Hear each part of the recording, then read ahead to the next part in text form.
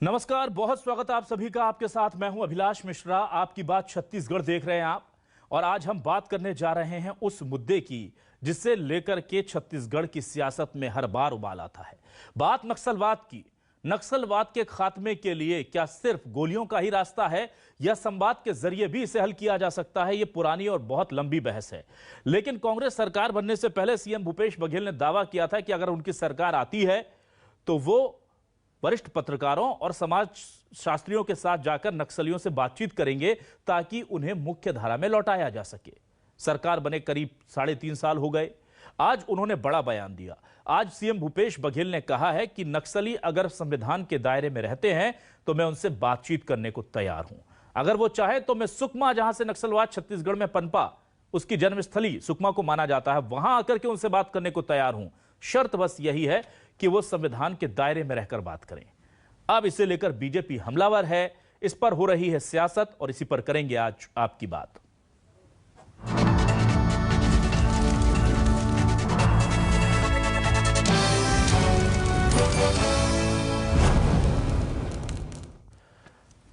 सबसे पहले आपको सीएम भूपेश बघेल का वो बयान सुनाते हैं जिसको लेकर ये पूरी सियासत गरमाई है। कैसे संविधान के दायरे में रहकर बातचीत के लिए तैयार होने की बात सीएम ने कही है, सुनिए। आज जहां तक नक्सलियों की बात है, एक ही बात है, वातावरण हमने बना दिया। इससे अच्छा वातावरण नहीं हो सकता पूरे बस्तर में। जिस सुकमा से नक्सलवाद की शुरुआत हुई थी, अब वहां काफी पीछे हट चुके, उसका प्रभाव बहुत कम रह गया। आपसे बेहतर कोई नहीं जानता। तो बात करना चाहते हैं तो हमारे द्वार हमेशा खुले हुए हैं। सिर्फ एक ही बात है कि भारत, मैं किस आधार पर बात करूंगा? मैं हिंदुस्तान में हूं, ये गणराज्य है और ये संघीय गणराज्य है। संघीय गणराज्य होने के नाते, एक राज्य के मुख्यमंत्री होने के नाते संवैधानिक पद पर बैठा हूं, तो सबसे पहली बात है मैं किसी से सामने बात करूंगा वो भारत के संविधान पर विश्वास करें। अब इसे लेकर के सीएम रमन सिंह, पूर्व सीएम रमन सिंह का क्या कहना है, जरा सुनिए। किस तरह से उन्होंने कांग्रेस को याद दिलाया है कि पहले वो बयान कुछ और देते थे, अब और देते हैं, और बयान बदलना कांग्रेस की आदत है। जरा सुनिए एक्स सीएम रमन सिंह का यह बयान। ये तो राष्ट्रीय नीति है कि वो कॉन्स्टिट्यूशन के दायरे में, संविधान के तहत भारत के झंडे के नीचे यदि बात करना चाहें तो ये तो राष्ट्रीय स्तर में भारतीय जनता पार्टी की रणनीति।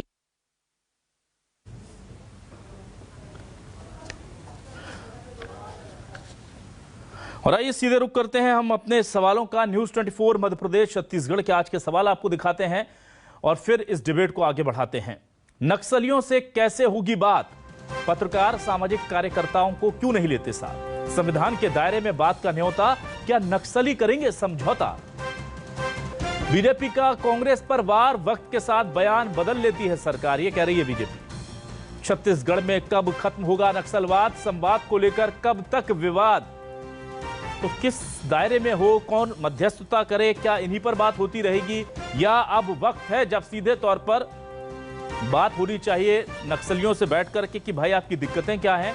और मैं तो ये सवाल इसमें और ऐड ऑन करना चाहता हूं कि बीजेपी और कांग्रेस दोनों इस बड़े मुद्दे पर कब साथ आएंगे? क्या सियासत होती रहेगी? इस पर बातचीत करने के लिए हमारे साथ कुछ खास मेहमान जुड़ चुके हैं। सीधे रुख करते हैं अपने मेहमानों का। कांग्रेस से वरिष्ठ नेता विधायक शिशुपाल शौरी जी हमारे साथ जुड़े हुए हैं। शिशुपाल जी, बहुत स्वागत करता हूं आपका न्यूज़ 24 मध्य प्रदेश छत्तीसगढ़ पर। पूर्व मंत्री भाजपा से वरिष्ठ नेता केदार कश्यप जी जुड़े हुए हैं। केदार जी, बहुत स्वागत है आपका। और आज हमने वरिष्ठ पत्रकार मनीष गुप्ता जी को, अभी पहुंचे नहीं है स्टूडियो, उनको भी हमने आमंत्रित किया। धर्मराज महापात्रा, कम्युनिस्ट नेता जो है, उनको भी आमंत्रित कर लिया है। महापात्रा जी, आपका स्वागत है। आपसे भी समझेंगे कि दिक्कतें कहां आ रही हैं। सबसे पहले मैं महापात्रा जी आपके पास ही आता हूं। देखिए, बातचीत करना हर सरकार चाहती है। हम देखते हैं जो भी सरकार बनती है उसका सबसे पहले प्राथमिक मुद्दा होता है कि नक्सलवाद को छत्तीसगढ़ से कैसे मिटाएं। लेकिन फिर अब देखते हैं कि 3.5 साल हो गए, उस वक्त भी करीब 15 साल हो गए सरकार को, तो सरकारें लंबा वक्त निकाल देती हैं, वो तय ही नहीं कर पाती कि बातचीत शुरू कहां से की जाए। क्या वजह आपको इसकी जान पड़ती है सर?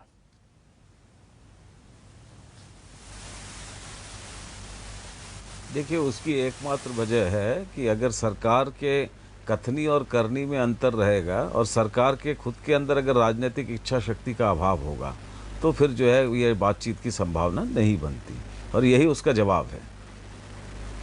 जी, तो आपको लगता है कि सरकार के अंदर राजनीतिक इच्छा शक्ति की कमी है, या आपको लगता है ये मामला ही इतना पेचीदा है कि कोई अपना क्रेडिट खराब नहीं करना चाहता कि हमने कोशिश की और विफल हो गए, इसलिए लोग आगे नहीं बढ़ते?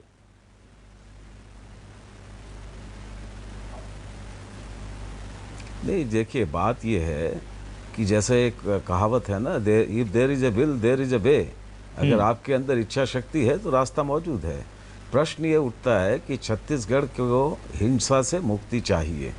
वो हिंसा चाहे नक्सलियों के द्वारा पैदा की गई हिंसा हो या राज्य की ओर से जो है नक्सलियों से निपटने के नाम पर की जा रही ये निरीह आदिवासियों के खिलाफ हिंसा हो, दोनों किस्म की हिंसा बंद होनी चाहिए।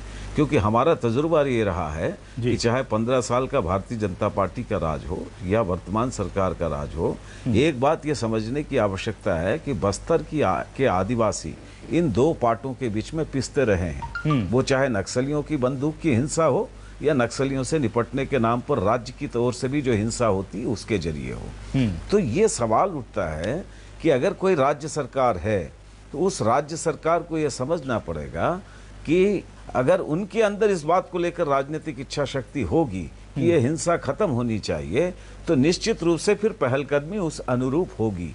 आज जो बात प्रदेश के मुख्यमंत्री जी ने कही है, ये बात कोई नई नहीं है कि अगर जो है संवैधानिक दायरे में बातचीत हो तो निश्चित रूप से यही, जब भी किसी से कोई बात होगी तो संवैधानिक दायरे में ही बात होगी। लेकिन कांग्रेस ने खुद अपने जन घोषणा पत्र में जिन बातों को कहा था और पिछली भारतीय जनता पार्टी के सरकार के दरमियान भी ये जो बातें कही गई, लेकिन यथार्थ में उसका कहीं जमीनी धरातल पर वो दिखा नहीं। उस रोशनी में डायलॉग होना चाहिए। बस्तर को हिंसा से मुक्ति मिलनी चाहिए। हम तो ये समझते हैं कि कोई भी अगर कोई राजनीतिक कार्यकर्ता है, जहां तक मार्क्सवादी कम्युनिस्ट पार्टी का प्रश्न है, हम समझते हैं छत्तीसगढ़ की ये सबसे बड़ी जरूरत है, आवश्यकता है कि इस हिंसा से बस्तर के आदिवासियों को मुक्ति मिलनी चाहिए। और उसमें सबसे पहला कदम जो सरकार में है, सरकार की ओर से वो पहलकदमी जरूरी है। सरकार को अपनी ये भूमिका तय करनी होगी। ठीक है सर।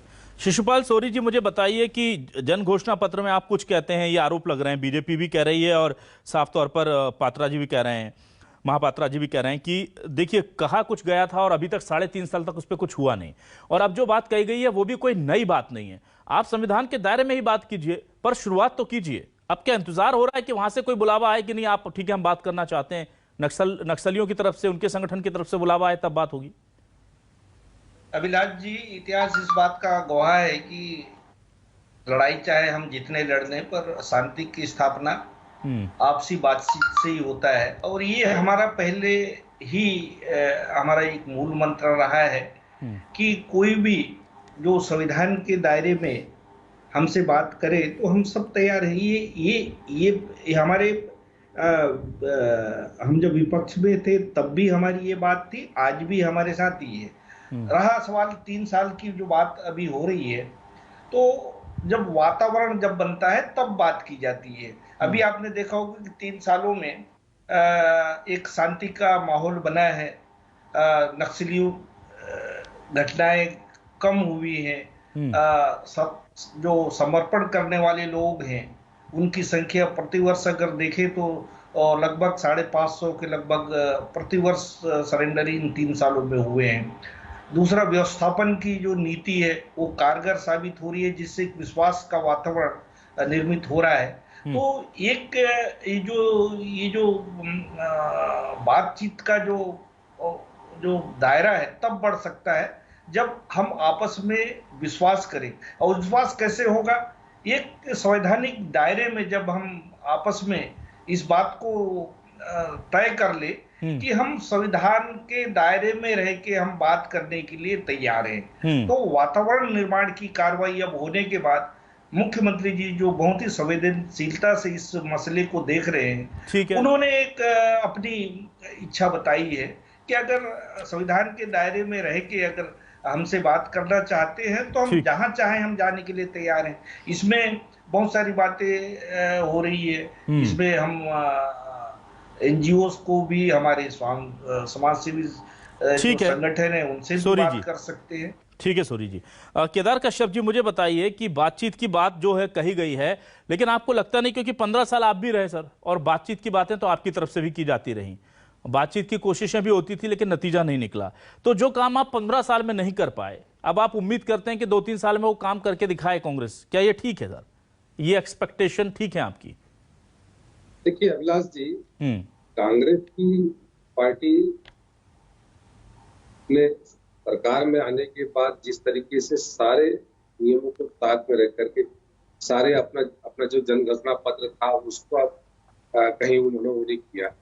आज जो स्थिति यहाँ पर है, अभी केवल और केवल हवाई की बातें ये कर रहे हैं। जमीनी स्तर पर इस सरकार का कोई नहीं दिख रहा है। स्तर पे आप ये सरकार के लोग बैठ के बात करते हैं। मैं तो हमारे जितने भी विधायक हैं कांग्रेस के यहाँ के और यहाँ के मंत्री और मुख्यमंत्री सहित मैं बोलना चाहूंगा, यहाँ पर इन्होंने एक भी योजना चालू नहीं की और ये बोलते हैं कि हम चलते हैं नक्सलियों से चर्चा करेंगे। क्या एक राज्य के माध्यम से ये संभव हो सकता है क्या? पहले इस बात को सरकार को इसकी इनकी मुखिया को समझना चाहिए। दूसरी बात ये कि इन्होंने बड़ी बड़ी बात कर रहे हैं। चिलगर में की घटना को लगभग 1 वर्ष हो रहे हैं। चिलगर की घटना के बाद वहां पर एक भी व्यक्ति नहीं जा पाता है, उनके व्यक्ति नहीं जा पाते हैं। ये डुअल पॉलिसी क्यों है? आप एक तरफ चलते हैं लखीमपुरी खीरी के लिए आप वहां पर 50 लाख रुपए देने को तैयार होते हो, जब यहाँ पर हमारे कोई आदिवासी मारा जाता है तब उनसे आप 1 रुपए देने की बात नहीं करते। कहीं ना कहीं से आपकी नीयत में खोट है। आप केवल पेपर में छपने के लिए और खबरों में बनने के लिए आपने इस तरीके की बातें की है, ये सारे यहाँ के सारे लोग जानते हैं।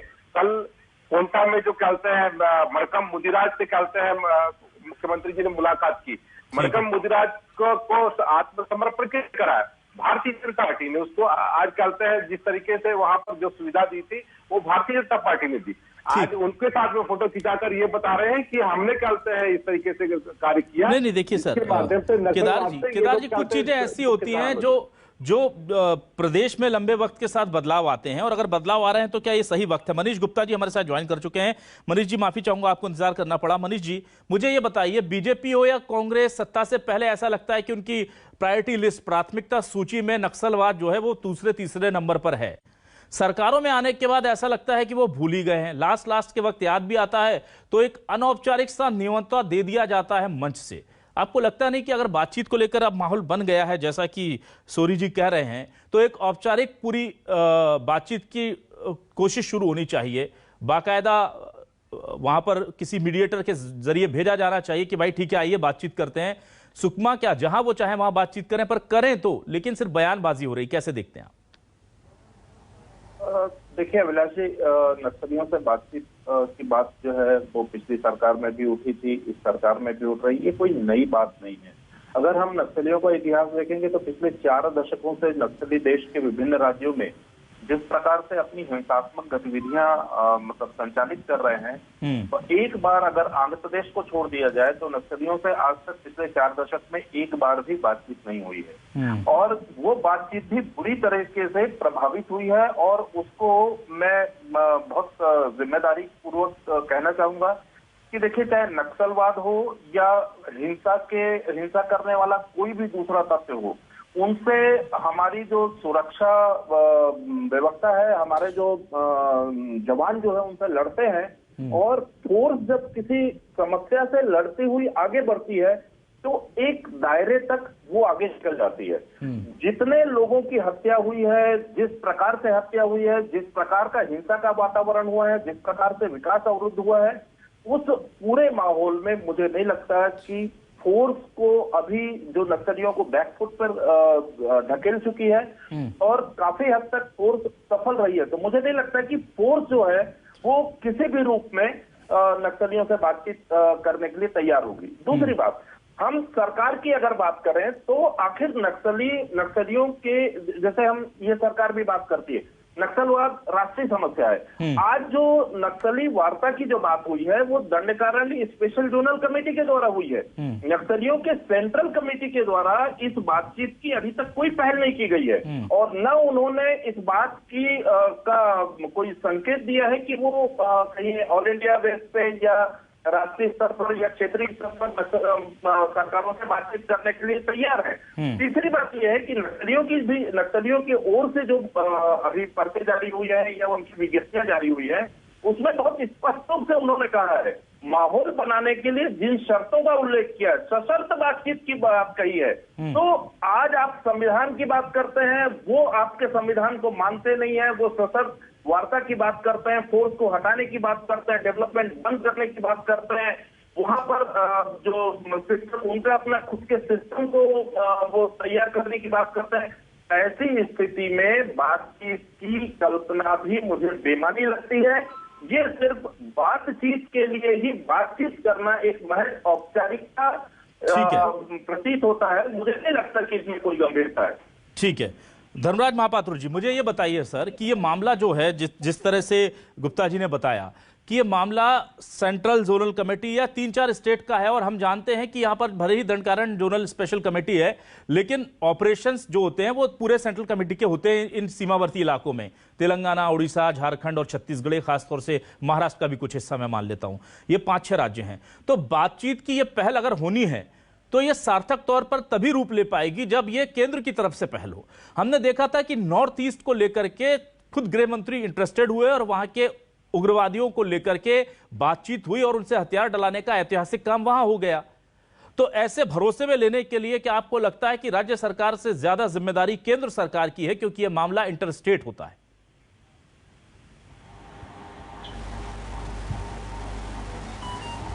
देखिए, दो बातें हैं जी। पहली बात तो यह है कि केंद्र सरकार की जो भूमिका है उससे बिल्कुल इनकार नहीं किया जा सकता, और केंद्र सरकार भी जो है इस मामले में उसकी जो भूमिका होनी चाहिए निश्चित रूप से वो दिखती नहीं है।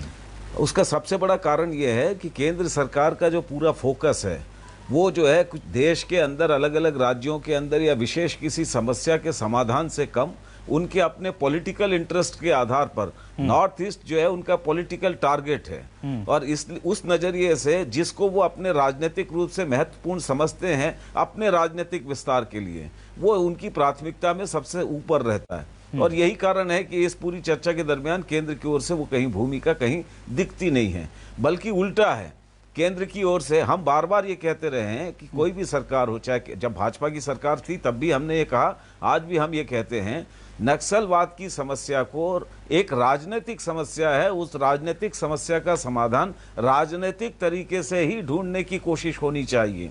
अगर आप केवल बंदूक के बल पर करेंगे, जो भारतीय जनता पार्टी के शासनकाल में जो है राज्य की सरकार की ओर से, केंद्र की सरकार से भी हुआ, बहुत सारे एक्सपेरिमेंट हुए। आपको मालूम है, मनीष जी को भी ये मालूम होगा, सलवा जुड़ुम कैसे भस्का जुड़ुम में तब्दील हो गया, किस तरीके से सलवा जुड़ुम के नाम पर अराजक ताकतों को भारतीय जनता पार्टी की सरकार ने प्रश्रय दिया। सुप्रीम कोर्ट तक ने जो है उसमें टिप्पणी की कि आदिवासी को आदिवासी के खिलाफ आप लड़ा रहे हो, आदिवासी बच्चों के हाथ में आपने तमंचा पकड़ा दिया। 70,000 से ज्यादा लोगों का जो है विस्थापन हुआ, सैकड़ों की तादाद में आदिवासियों को अपने गांव छोड़ने के लिए मजबूर होना पड़ा।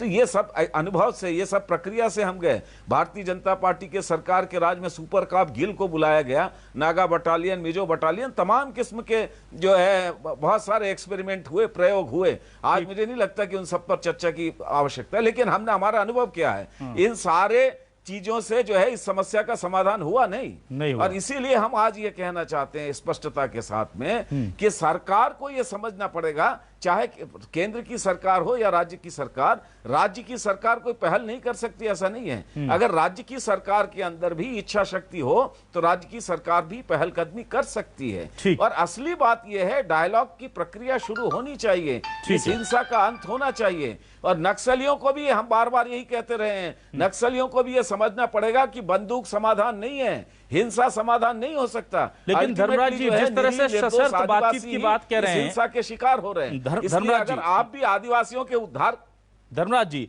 वो कह रहे हैं कि आप फोर्स हटाइए, विकास कार्यों को बंद कीजिए, ये शर्तों को आप जायज मानते हैं क्या बातचीत से पहले?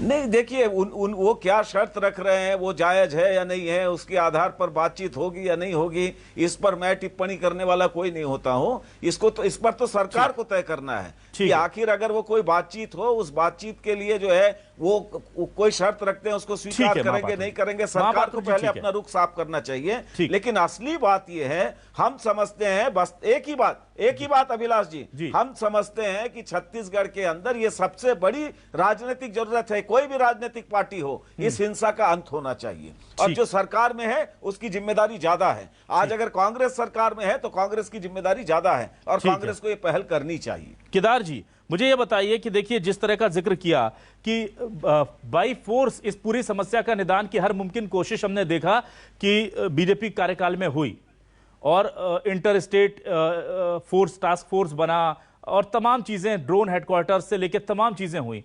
क्या इस, कहते हैं ना कि कई बार हम अपनी गलतियों से या अपने काम से सीख लेकर के आने वाली सरकार को सलाह दे सकते हैं। क्या आप सलाह देंगे कि बंदूक नहीं, अब बातचीत ही रास्ता बचता है? हमने 15 साल बंदूक चला के देखी, बातचीत की भी कोशिशें करके देखी। आप अपने अनुभव से क्या सलाह देना चाहेंगे वर्तमान सरकार को? देखिए अविनाश जी, भारतीय जनता पार्टी का स्पष्ट मत रहा कि हम उनको बुलेट छोड़ करके बैलेट को अपना, ये पहले ही हम लोगों ने कहा था। आज भी केंद्र में हमारी सरकार, मैंने पहले कहा कि ये केवल एक राज्य की समस्या नहीं है, देश के विभिन्न राज्यों की समस्या है। और आज देश में एक सशक्त नेतृत्व आया है और उनके कारण से आज इन जिलों को आकांक्षी जिले के रूप में डेवलप करने का कार्य हमारे देश के प्रधानमंत्री माननीय मोदी जी ने दिया। आज ये टुकड़े टुकड़े जो गैंग है, ये टुकड़े टुकड़े गैंग खत्म हो गए। उसी तरीके से ये क्या कहते हैं, नक्सलाइट और ये इस तरीके के जो गतिविधियां ये सब खत्म होगी। और उसके कारण से आज इन क्षेत्रों में जिस तरीके से शांति बहाली हुई है, ये किसके बारे में बोल रहे हैं केदार जी, थोड़ा स्पष्ट कीजिए। किसको बोल रहे हैं आप टुकड़े टुकड़े गैंग? आप अपनी भाषा का संयम रखिए, आप अपनी भाषा में संयम रखिए। किसको बोल रहे हैं आप टुकड़े टुकड़े गैंग? किसको बोल रहे हैं? जिसको भी मैंने बताया टुकड़े टुकड़े गैंग का, क्या देश में टुकड़े टुकड़े गैंग नहीं है? क्या टुकड़े टुकड़े गैंग है?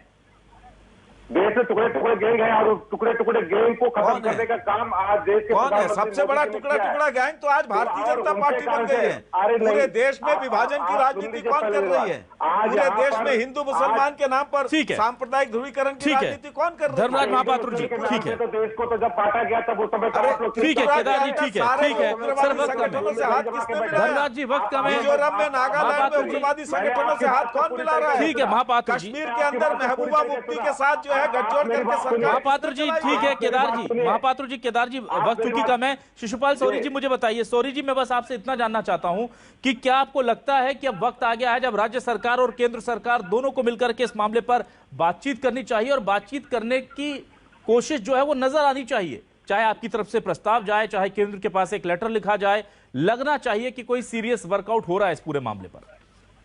बिल्कुल अभिलाष जी, ये जो संघीय ढांचा है जिसमें केंद्र और राज्य की बराबर जवाबदारी है, और ये जब इंटर स्टेट का मामला होता है तो ये संघीय जो व्यवस्था की जवाबदारी ज्यादा बढ़ जाता है। ठीक है, तो ये अगर हम राजनीतिक चश्मे से अलग हटके मैं बात सुन रहा था केदार कश्यप जी का, मुझे आश्चर्य होता है बीजेपी का कि हर चीज को, जब इस संवेदनशील मुद्दे को भी वो राजनीति ढूंढ रहे हैं। अब जब हम फेडरल स्ट्रक्चर की बात कर रहे हैं, जब हमारी ज्वाइंट रिस्पॉन्सिबिलिटी है, तो इसको दोनों ओर से गंभीरता होनी चाहिए, जो दिखाई नहीं पड़ रहा है। हमने अपनी कमिटमेंट बता दी, हमारे मुख्यमंत्री जी ने अपनी कमिटमेंट छत्तीसगढ़ की। ठीक है, अंतिम में 1 मिनट है बस, मैं अंतिम 1 मिनट मनीष जी के पास आऊंगा, माफी के साथ। मनीष जी, आपको लगता है कि हर बार की तरह ये बातचीत के दावे जो है केवल दावे रह जाएंगे या कोई सीरियस नोट पर इस पर काम शुरू होगा? क्योंकि केंद्र की प्रायोरिटी में, स्टेट की प्रायोरिटी में अभी दिखता नहीं हमें सब बोलने की नहीं। मुझे ऐसा लगता है कि अभी जो चीजें चल रही हैं, मुझे ये कहीं ना कहीं एक बयानबाजी महज मात्र है और इसको लेकर के ना मतलब नक्सली गंभीर है और ना ही सरकार। आमतौर पर जिस प्रकार से हम जो वार्ता की बात बार बार करते हैं, उस ओर ना तो नक्सली जाते हुए दिखते हैं, क्योंकि बार बार वो शर्तें लगाते हैं। शर्तें लगाने से कैसे हल होगा? आज अगर आप अंदरूनी इलाकों में फोर्स के कारण शांति आई है तो क्या आप फोर्स को विड्रॉ कर लेंगे? मुझे ऐसा लगता है सरकार को इसको एक बृहद रूप में देखना चाहिए। छत्तीसगढ़ के पड़ोसी प्रांत तेलंगाना और आंध्र प्रदेश में जिस मॉडल पर शांति आई है, उस मॉडल पर छत्तीसगढ़ सरकार को भी विचार करना चाहिए और मुझे लगता है एक समग्र दृष्टिकोण से इस पूरी समस्या को, गंभीर समस्या को निराकरण की दिशा में पहल करना चाहिए। हिंसा बंद होना चाहिए, बस्तर में विकास की किरणें बहनी चाहिए और बस्तर शांति का टापू के रूप में तब्दील होना चाहिए। और भाजपा और कांग्रेस दोनों को इस मुद्दे पर गंभीरता पूर्वक विचार करके बस्तर की ये समस्या को शांतिपूर्ण ढंग से निपटाने की पहल करनी चाहिए। ठीक, नक्सलवाद की समस्या आधे देश की समस्या है और जाहिर सी बात है कि इसे सिर्फ बीजेपी या सिर्फ कांग्रेस खत्म नहीं कर सकती, दोनों को साथ आना होगा। शराब नीतियों के लिए, स्वच्छता की नीति के लिए जब हमारे छत्तीसगढ़ के मंत्रियों का साथ उनका पूरा प्रतिनिधिमंडल जाकर के वहां देखता है कि स्वच्छता इंदौर में कैसे हो रही है, शराब यहां पर कैसे बेची जा रही है और उस नीति को लाकर लागू करता है, तो बहुत अच्छा सुझाव मनीष गुप्ता जी ने दिया है कि जिन इलाकों में नक्सल समस्या से अच्छे तरीके से जिससे टैकल किया जा रहा है उन राज्यों में जाकर वहां से भी कुछ आकर के नीतियों में बदलाव किया जा सकता है। बातचीत की बात आज सीएम ने शुरू कर दी है, कितनी गंभीरता से इसे सरकार पूरा करती है वक्त बताएगा। बहुत बहुत शुक्रिया शिशुपाल सोरी जी, केदार कश्यप जी, मनीष गुप्ता जी, धर्मराज महापात्र जी, आपका हमारे साथ इस डिबेट में शामिल होने के लिए। तमाम दर्शकों का भी बहुत बहुत शुक्रिया। नमस्कार।